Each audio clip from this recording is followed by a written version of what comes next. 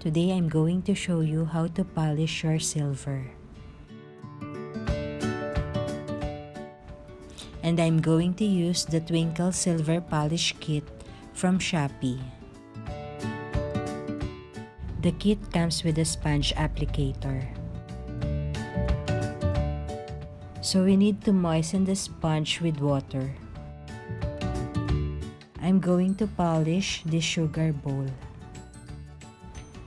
The difference between the polished one may look unnoticeable on your screen.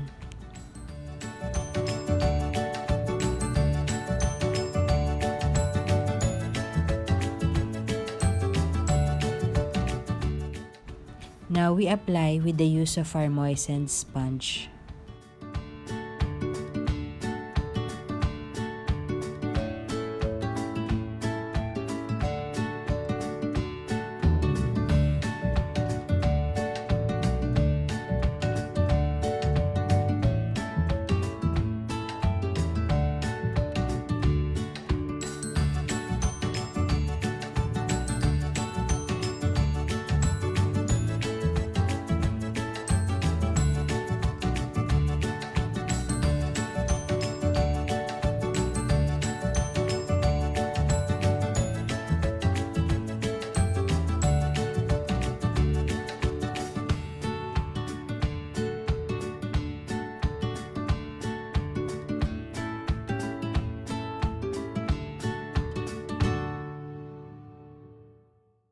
After which, we will wash this with tap water.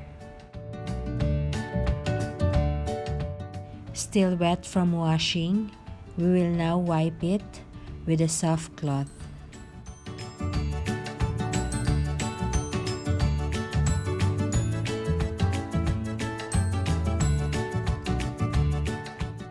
Gently rub to make it shine.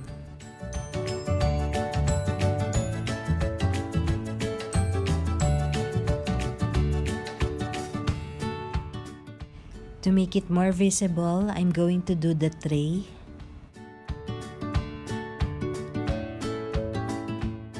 Same procedure we apply with our moistened sponge.